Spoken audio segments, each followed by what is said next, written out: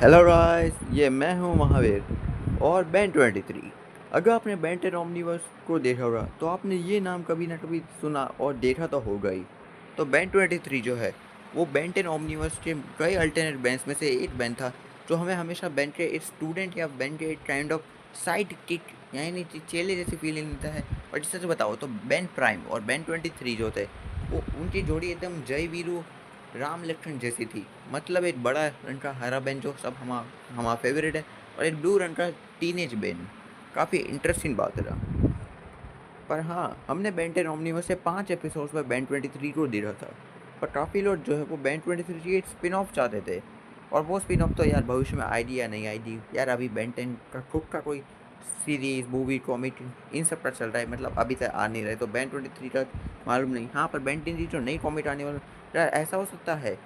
मैंने कहा शायद ऐसा हो सकता है कि वो किसी नए बैन पे हो और शायद वो बैन बैन 23 भी हो। पर चलो वो कॉमिक आएगी तो 2025 में, तब देख लेते थे यार किस बैंड की स्टोरी है। पर अभी हम ध्यान कर रहे थे बैंड 23 की बात हो रही है। तो दोस्तों, मेरा एक दोस्त है विशु। तो विशु जो है वो मुझे हमेशा बोलता है यार काश महावीर भाई कि काश बैंड 23 के ऊपर भी एक अपनी सीरीज़ होती, बहुत मज़ा आता। मतलब यार वो बैंड 23 बहुत पसंदीदा बैंड है उसका। तो आप शायद समझ ही रहे हो ना। तो जैसा कि विशु ने बोला था यार बैन 23 के ऊपर ये सीरीज़ होनी चाहिए। ऊपर से यार मुझे कोई नया टॉपिक चाहिए था जिसमें मैं एक अलग से सीरीज़ बना सकूँ। जैसा आपको याद हो, मैं बैन 10 की कॉमिक बनाई थी पर वो कॉमिक भी मैंने छोड़ दी है।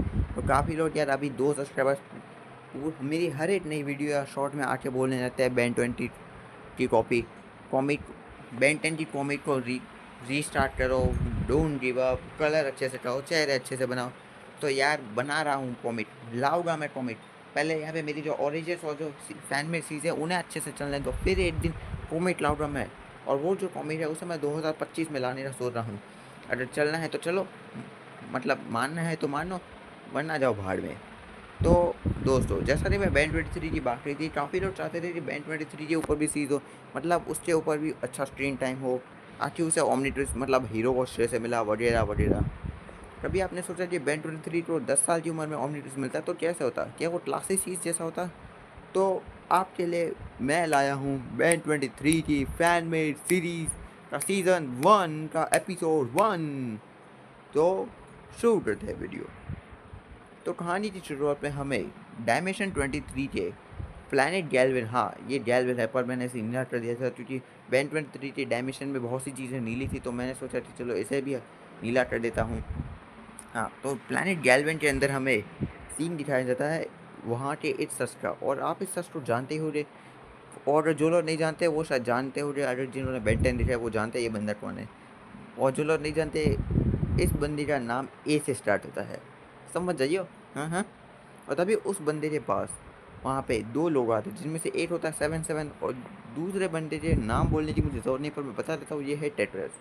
और वो 2 लोग आते हैं और उनमें से टेट्रस बोलता है कि आपने जो है मुझे बोला था कि मैं ओमनिट्रिक्स स्पॉट को पृथ्वी में भेज दूँ ताकि वो मैथ्स टेंसन नाम के बहुत ही अच्छे प्लम्बर के पास मिल जाए, ताकि आपका जो ओमनिट्रिक्स है वो सही हाथों पे जाए। और 2 प्लम्बर्स आने वाले हैं। पर मैं सोच रहा हूँ कि ये बात अगर बुरे लोगों को पता चल गई तो वो ओमनिट्रिक्स को हथियाने की कोशिश करे मास्टर। और यहाँ पे जो 77 है वो भी अपनी भाषा में वाह वाह वाह वाह हाँ बोलता है, टेट्रस का साथ देता है। और यहाँ पे वो बंदा जिसे का नाम ए से स्टार्ट होता है वो बोलता है मैं तुम लोगों की बात समझता हूँ। पर जी ओमनिट्रिक्स अब जिसके हाथ में आएगा वही होगा ओमनिट्रिक्स का नया मालिक। फिर कहानी शुरुआत होती है पृथ्वी में एक स्कूल के ऊपर। और उस स्कूल के अंदर जो है एक लड़का बाहर क्लास के बाहर खड़ा होता है एटीट्यूड के साथ। और वो लड़का अपने मन में बोलता है मेरा नाम है बेंजामिन कर्बी टेनिसन, यही बेन टेनिसन सब मुझे बेन बोलता है। और देखो मुझ जैसा इतना कूल और स्मार्ट लड़का क्लास से बाहर खड़ा है, वो भी इसलिए कि मैं मेरी पकाओ इंग्लिश टीचर की क्लास के दौरान मेरा ध्यान समर वेकेशन की छुट्टियों में मैं क्या क्या कहूँगा क्या नहीं कहूँगा वो सब में चल रहा था। तो मेरी टीचर जब मुझे पढ़ा रही थी तब उन्हें पता चला मेरा ध्यान कहीं और पे है। तो उन्होंने बोला बेंजामिन बाहर चले जाओ। ठीक है टीचर। वाओ, सीरियसली काफ़ी बुरी बात है। और तब बैन 23 का ध्यान किसी और जगह पे जाता है। और बैन 23 अपने मन में बोलता है देखो यहाँ पे मुझ जैसा स्मार्ट यहाँ क्लास से बाहर खड़ा है, और उन नमूनों को देखो वो वहाँ पे फुटबॉल खेल रहे हैं। और अगर ये लोग फुटबॉल खेल तो रहे पर ये गलती ना करे तो है। अच्छा, और वो गलती है। और तभी वहाँ पे एक बुढ़ा आदमी आता है और उन पे चीखने लगता है, तुम शैतान हो, मैं कितनी बार बोल रहा हूँ यहाँ मत खेलो, तुम जाते अपने घर में जाते खेलो, इस जगह को तुम बिगाड़ते रहते हो, बदमाश हो, तुम्हें मैं प्रिंसिपल के पास पहुँचाऊंगा। और तब बेन अपने मन में बोलता है, ये है। और तब यहाँ पे हमें दिखाया जाता है कि उन बच्चों ने गलती से फुटबॉल खेलते थे, वहाँ पे जो सब्जियाँ और फल थे उन सबको पिचट पिचट दिया होता है अपने पैरों से। और तब बेन बोलता है, वाओ, इनसे मिलो, ये है हमारे स्कूल के साइंस टीचर डॉक्टर एनिमो। ये है तो है साइंस टीचर, बहुत ज़्यादा स्मार्ट है, पर ये बहुत ज़्यादा घमंडी है, बहुत ज़्यादा अकड़ू है, बहुत ज़्यादा चिड़चिड़े है, छोटे बच्चों से नफरत करते हैं, इन्हें जानवर पसंद नहीं है, इन्हें ज़्यादा बात करना पसंद नहीं है। और ये पूरा टाइम या तो हमें पढ़ाते टाइम डांटते रहते हैं, या तो गार्डन में जाके वहाँ पे सब्जियाँ और फलों को पानी दे। मुझे कई बार समझ नहीं आता कि ये हमारे स्कूल का टीचर है या फिर माली है। और वही दूसरी बाजू जो है, दो लड़के लड़के को परेशान कर रहे होते हैं चश्मिश को। और वो दो लड़के बोलते हैं कि हमें अपनी पॉकेट मनी दे दे, वरना हम तुझे उल्टा धक्का दे दे। और तभी वहाँ पे एक आवाज़ आती थी, उसे अकेला छोड़ दो कैश चीटी, पर मैं तुम दो को थोड़ा हुआ एकदम आयरन मैन की तरह मैं एंट्री मार के सुपरमैन की तरह तुम्हें पीटूंगा और हल्क की तरह तुम्हारी हड्डियाँ तोड़ दूंगा, क्योंकि मैं हूँ बेंजामिन कर्बी टेनिसन यानी बैन। और तब यहाँ पे बैन बोलता है कि उससे दूर रहो वरना तुम्हारे लिए अंजाम बुरा होगा। और मैं स्पाइडरमैन की तरह मैंने दूसरों पे अपनी पूरी ताकत का इस्तेमाल करने से कसम नहीं खाई है, वरना यानी मैं तुम्हें पक्का दूंगा। और तब वो दोनों उसकी मजाक उड़ाते बोलते ये छुटको हमें रुकेगा। और तब बैन बोलता है, अच्छा तुम नहीं मानोगे तो तैयार हो जाओ लड़ाई के लिए। कुछ देर बाद ज़्यादा ही पीट दिया, मेरा सर दर्द कर रहा है यार, अगली बार मैं जिम जाके बॉडी बना के आऊँगा। और तब बैन का ध्यान जाता है, हे बैन। और तब वहाँ पे एक वैन आके रुकती है। और तब उस वैन में से बैन के ग्रैंडपा मैथ्स आते हैं और मैथ्स बोलते हैं कि बैन तुम्हारी समर वेकेशन स्टार्ट हो चुकी है, तो तुम्हारे मॉम डैड ने बोला है कि मैं तुम्हें पूरा समर वेकेशन तुम मेरे साथ जा सकते हो। और हाँ, मुझे माफ़ करना, ग्वेन हमारे साथ नहीं आ पाएगी। और तब बैन बोलता है, कोई बात नहीं ग्रैंडपा मैथ्स, और वैसे भी मेरे मॉम डैड बहुत बड़े आलसी है, वो मुझे हमेशा डांटते तो रहते हैं अच्छे बच्चे बनो, पर वो बहुत बड़े आलसी और कामचोर है। वो हमेशा घर में पड़े रहते हैं और मुझे जू और चिड़ियाघर या फिर सर्कस या फिर मेले नहीं ले जाते। और वैसे भी ग्वेन के साथ कौन रहना चाहता है, अच्छा है वो नहीं गया। वैसे भी मेरी वो बेवकूफ़ सी शर्मीली कज़न ग्वेन टेनिसन को बुलाता भी कौन है। और तब ग्रैंडपा बैन की बात से गुस्सा हो जाते हैं और वो बोलते हैं, बैन मैंने तुम्हें कितनी बार बोला है ये एटीट्यूड करना बंद करो, वो तुम्हारी फैमिली है, तुम अभी इससे सुधर जाओ वरना जब बड़े हो जाओगे तो फिर प्रॉब्लम हो जाएगी। और ये बात जान लो कि कुछ साल बाद तुम बड़े हो जाओगे और तुम्हें जिम्मेदारियाँ लेनी पड़ेगी, और अगर तुम्हारा स्वभाव ऐसा ही रहा तो तुम्हारा भविष्य बेकार होगा। ये बात अच्छे से जान लेना। और सीन अगले सीन में जाता है, यहाँ पे हमें एक अच्छा सा फ्लैट मतलब एक बिल्डिंग दिखाई जाती है जहाँ पे कई फ्लैट्स होते हैं। और तभी उस बिल्डिंग का मालिक एक फ्लैट के अंदर घुसता है और उस फ्लैट के अंदर बहुत सारी सब्जियाँ होती है। और वो बोलता है, ये इसने मेरे फ्लैट का क्या हाल कर दिया है।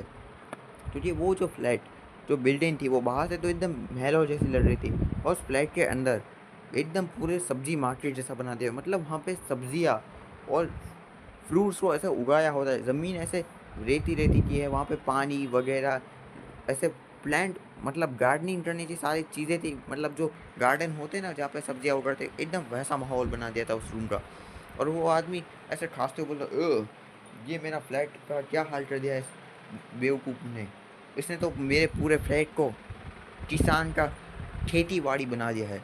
और तब पीछे से आवाज़ आती है कि मेरे घर में कौन घुसा है, जो भी बात करनी है is 8 minute, automatic water system activate. और वहाँ पे डॉक्टर एनिमो आता है जो एक्चुअल में इसी फ्लैट में रहता है। और डॉक्टर एनिमो जब ऐसा बोलता है तब वहाँ पे ऑटोमेटिक की जो मशीन थी डॉक्टर एनिमो की, वो अपने आप पानी उन सब्जियों में डालने देता है। और तब डॉक्टर एनिमो बोलता है, ओह अब ठीक है, मेरे बच्चे भूखे नहीं हैं। और डॉक्टर एनिमो की तरफ वो आदमी बोलते हुए देता है, पागल डॉक्टर, तूने मेरे फ्लैट की क्या हालत कर दी है। मैंने जब ये तुझे फ्लैट दिया था तब ये जो था ये एक महल जैसा लग रहा था, पर अब ये एक गरीब किसान की खेती जैसा हो चुका है। आखिर तूने मेरी क्या हालत कर दी है मेरे फ्लैट की बेवकूफ़। और मुझे यह पता, तू मेरी तू क्या बोलते हैं, हाँ, तू इस फ्लैट का रेंट कब बढ़ेगा, बता डॉक्टर, वरना तुझे लात मार के निकालूंगा यहाँ से। तूने 2 महीने से किराया नहीं दिया है। और तब यहाँ पे डॉक्टर एनिमो बोलता है, पहली बात तो तमीज़ से बात कर, मेरा नाम है डॉक्टर एनिमो। और दूसरी बात तो इन इसे फालतू मत बोलो इन सब्जियों को, ये मेरे बच्चे जैसे हैं। और तीसरी बात तो मैंने इन सब्जियों को उगाने में, यहाँ पे इन सब्जियों को उगाने के सामान में, साथ में इन सब्जियों को उगाने के सामान में, खाना खरीदने में और वगैरह वगैरह, और अपनी साइंटिफिक केमिकल्स को खरीदने में मैंने सारे अपने पैसे, जो पैसे मुझे स्कूल में टीचर बन के जो मुझे सैलरी मिली थी, वो सब मैंने डाल दिए थे। तो मेरे पास कुछ नहीं है, तो फुट यहाँ से। तब वो आदमी बोलता है, मेरे पैसे अगर तूने नहीं दिए तो तेरी हालत बहुत बुरी हो रही है। और डॉक्टर में वो बोलता है, तू मेरी बुरी हालत करेगा, चल तुझे मैं बताता हूँ कि मैं किस टाइप का डॉक्टर हूँ। और तब डॉक्टर है ना, वो एक डिवाइस पहनते हुए बोलता है, ये है वो मेरी चीज़ जिसके लिए मैंने कई साल मेहनत की है। ये है मेरा डिवाइस, ट्रांसमोलुनेटर। नाम गलत बोला तो माफ़ करना। और तब डॉट टाइमर को देखते वो हंसता है और बोलता है, तुमने क्या सर्कस में काम करना सोच लिया है? सर्कस में काम करोगे तुम, वहाँ पे ऐसे हाथ वैसे बॉल उठाओगे? डॉक्टर से जगह सर्कस में जोकर का काम शुरू कर लिया गया। पागल डॉक्टर।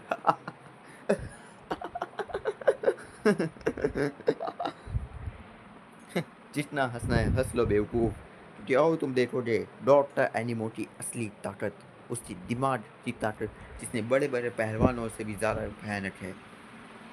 और डॉक्टर एनिमो ऐसा करते ही है कि उसे ट्रांसमोलुलेटर में से एक हरी रोशनी एक गाजर की हो जाती है, और उस गाजर पे असर होने लगता है। और अगले सीन वो गाजर एक बड़ा सा गाजर राक्षस बन जाता है, और उस बड़े से गाजर राक्षस बोलता है, क्या यह है मेरे मालिक? और तब उस गाजर राक्षस को देख के वो आदमी डर जाता है और बोलता है, ये क्या, ये मैं सपना तो नहीं देख रहा, ये गाजर राक्षस जैसे बन गया। एनिमो मुझे माफ़ कर दो, मैंने जो भी कहा उसके लिए मुझे माफ़ कर दो। तुम पूरे साल का किराया माफ़, मुझे छोड़ दो प्लीज़ प्लीज़ प्लीज़ प्लीज़, मुझे जाने दो, मुझे जाने दो। चाहो तो मैं तुम्हें पैसा दूंगा, कितने चाहिए तुम्हें, 1000 लाख, 50 लाख, 20 लाख, 30 लाख, प्लीज़ मुझे जाने दो। और एटलीस्ट तो डॉक्टर एमो बोलता है, मुझे पैसों का लालच दे रहे हो? तो मेरा जवाब है, नहीं, गाजर मॉन्स्टर तहस नहस करो।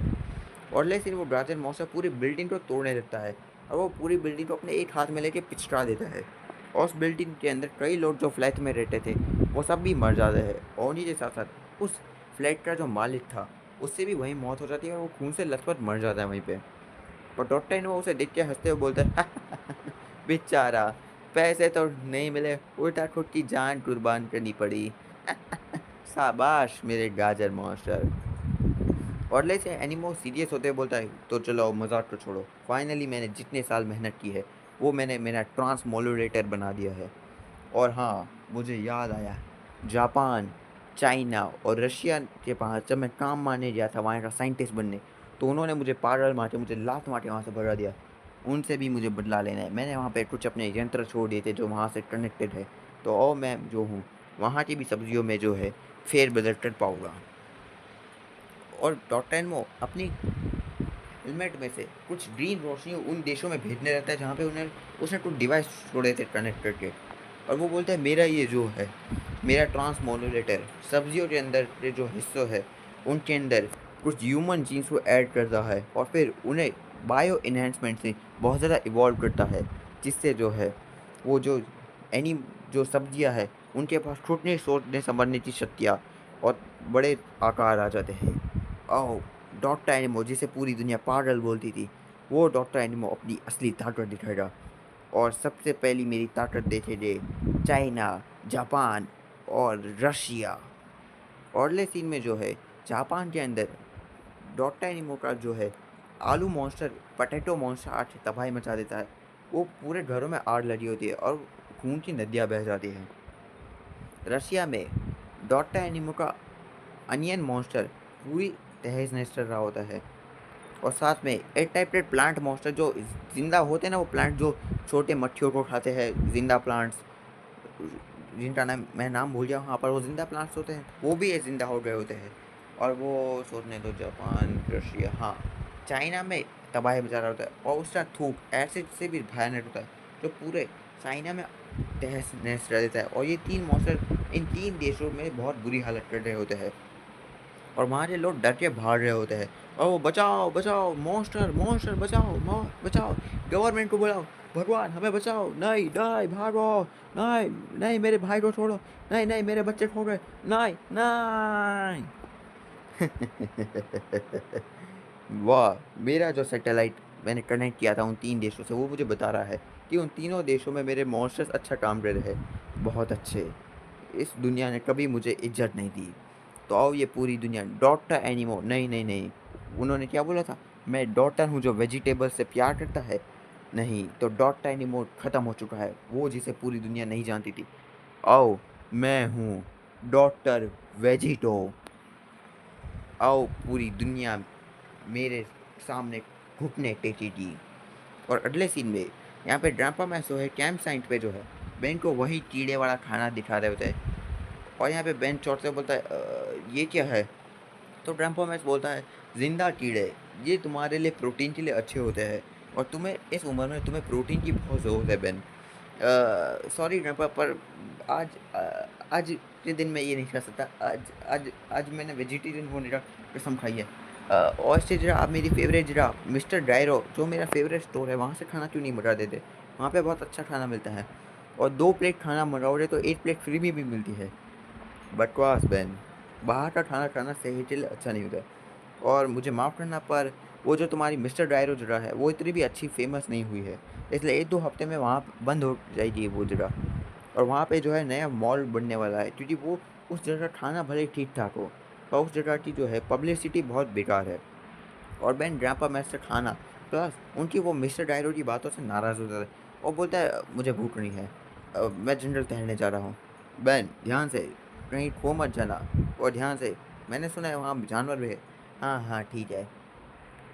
और तब यहाँ पे ड्रामा मैच की जेब से एक आवाज़ आती है और जब ड्रामा मैच अपनी जेब खोलते हैं तो उनमें से वो एक बैज निकालते हैं और वो एक टाइप का प्लमर बैज था और उस बैज से दूसरी तरफ से आवाज़ आती है मैच टेनेसन, क्या आप हमें सुन सकते हैं?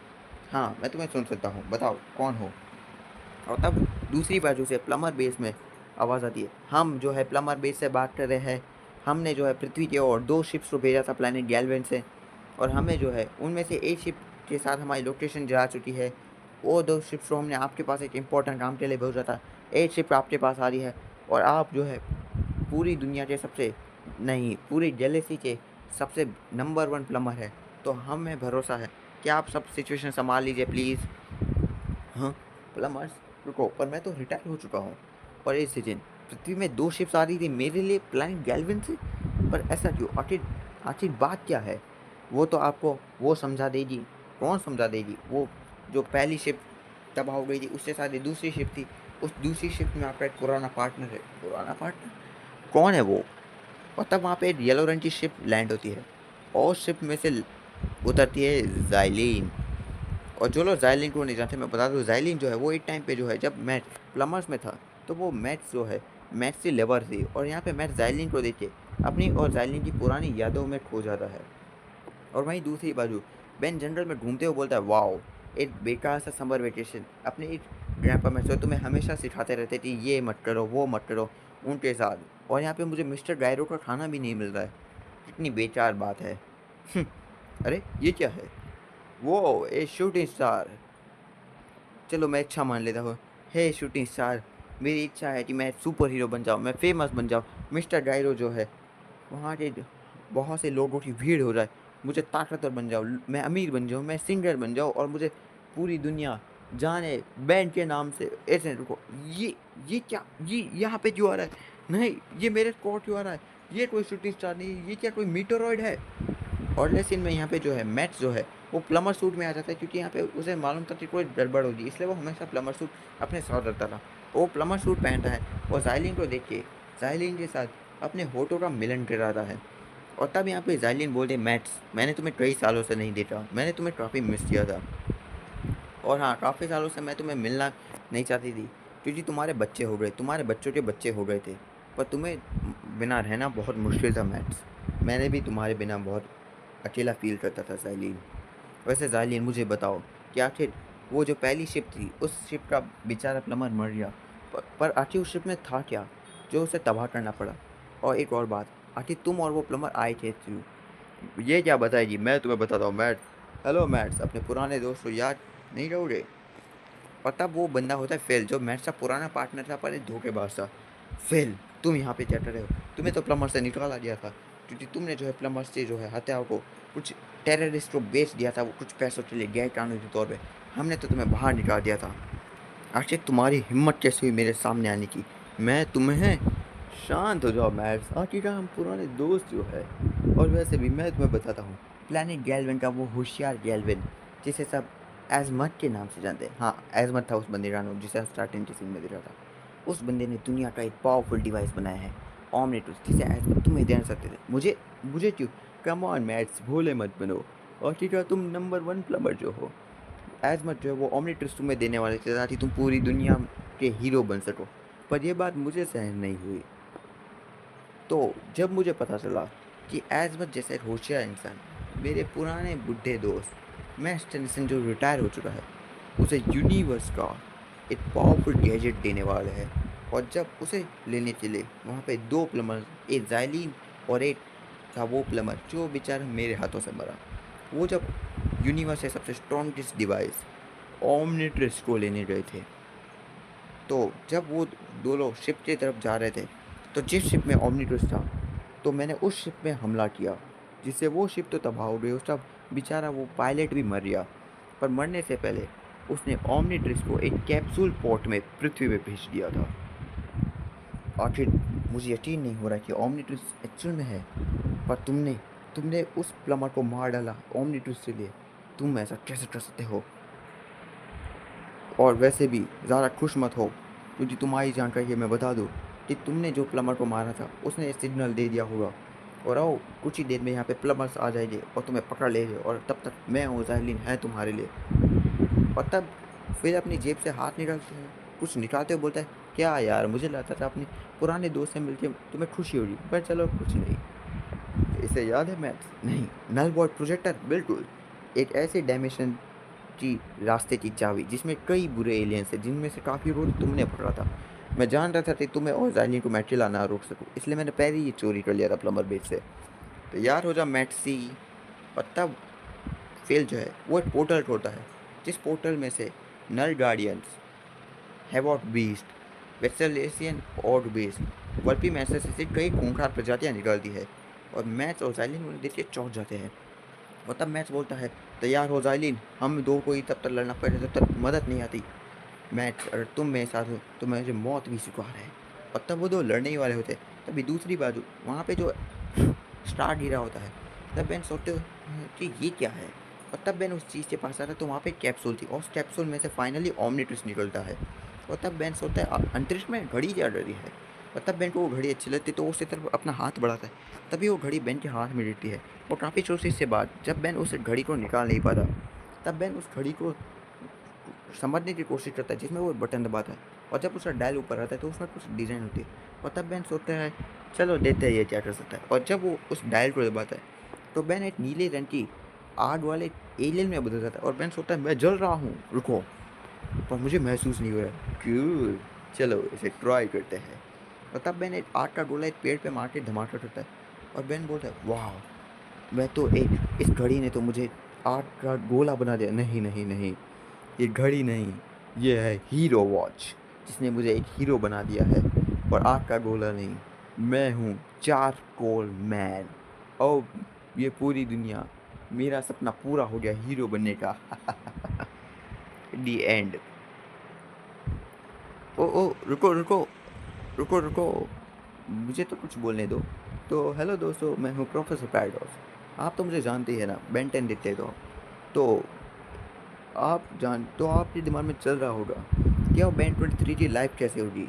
आपके मन में सवाल हो गए, जैसे कि क्या डॉक्टर निमो अपने बुरे मकसदों पे कामयाब हो पाएगा? क्या जाइलिन और मैट्स एक साथ मिलके क्या रोक पा फिल को? क्या बैन बन पाएगा एक सुपर हीरो? ये बात जानने के लिए बने रहे। वैसे आप लोग जानते हैं ना कि इस सीरीज़ को बनाने में बहुत मेहनत लगी थी। और इन सब का आइडिया महावीर को मैंने ही बताया था कि एक अलग डायमेंशन के बैंड के ऊपर स्टोरी बनाओ। आखिरकार एक कहानी के कितने अलग रूप होते हैं, और हर एक कहानी को समझना बहुत मुश्किल है। और मज़ेदार भी। और बैन 23 उन्हीं बैंस की स्टोरीज में से एक है। वैसे क्या तुमने सभी सोचा है कि bad Ben, mad Ben, Benzarro, nega Ben, Ben 10,000, ultimate Ben 10,000, Gwen 10, आजिट, इन सब अल्टरनेट्स पे भी अगर भी स्टोरी बने। ओ पैराडॉक्स, रुको, क्या सब कुछ आप ही बोले थे यार? मेरे चैनल में मुझे भी तो बोलने दो। ओ सॉरी, तुम बोलो। हाँ तो दोस्तों, ये है बैन 23 का एपिसोड 1। अगर आपको ये अच्छा लगा तो लाइक शेयर सब्सक्राइब करें। और जो लोग कॉमिक की डिमांड करते रहे, 2025 के पहले महीने में कॉमिक स्टार्ट हो गया हो, और तब तक प्लीज़ मुझे कोई मत बोलो यार, मुझे दूसरे काम भी होता है यार। और हाँ, महावीर सुपर हीरोज को सब्सक्राइब कर देना, क्योंकि बैन 23 का एपिसोड 2 बहुत ही जल्दी आएगा, तो तैयार हैं। और हाँ, एक और बात, मैंने कुछ ही कल ही मैंने एक वीडियो अपलोड किया था, लगभग हाँ 19 तारीख को, 19 अक्टूबर को मैंने एक कमिंग सून वीडियो डाला था, जिसमें मैंने बोला था कि मैं iron man, wonder man, Hercules, नेमोर और लियोन सैमसन पे एक वर्सेस बैटल बनाऊंगा। और हाँ, वो वर्सेस बैटल बहुत बड़ी बनने वाली है। तो मेरा ये सवाल है, क्या मैं उन 5 हीरोज़ पे पहले ओरिजिनल बनाऊँ फिर वर्सेस बैटल, या डायरेक्ट वर्सेस बैटल बनाऊँ? तो प्लीज़ मुझे सब्सक्राइब करना, लाइक करना। तो बाय बाय।